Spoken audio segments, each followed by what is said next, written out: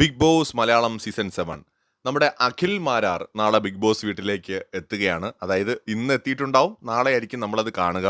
ആ ഒരു പ്രൊമോയാണ് ഇന്ന് വന്നിട്ടുള്ളത്. സീസൺ 5ന്റെ വിന്നറായിട്ടുള്ള Akhil Marar big boss Malayalam season 7ൽ അങ്ങനെ എത്തുകയാണ്.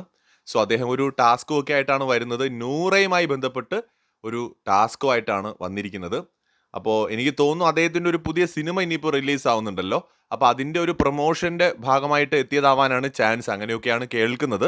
എന്തായാലും അദ്ദേഹം ബിഗ് ബോസ് വീട്ടിലേക്ക് ഒരു വലിയ ഇടവേളയ്ക്ക് ശേഷം എത്തിയിരിക്കുകയാണ്. മലയാളം ബിഗ് ബോസിൽ നമ്മൾ ഇതുവരെ കണ്ടിട്ടുള്ളതിൽ വെച്ച് ഏറ്റവും മികച്ച മത്സരാർത്ഥികളിൽ ഒരാളായിരുന്നു അഖിൽ മാരാർ. ഒരു കംപ്ലീറ്റ് ഒരു എൻ്റർടൈനറാണ്, ഒരു പക്ക BB മെറ്റീരിയലാണ്.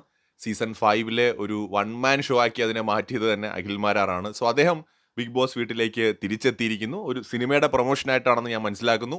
എന്തായാലും അദ്ദേഹം വന്നതുമായി ബന്ധപ്പെട്ട ഒരു ടാസ്ക് നടക്കുന്നുണ്ട്. അതുമായി ബന്ധപ്പെട്ട് നൂറയും അതിലെയും ഒക്കെ പങ്കെടുക്കുന്ന ഒരു ടാസ്ക്കാണ്.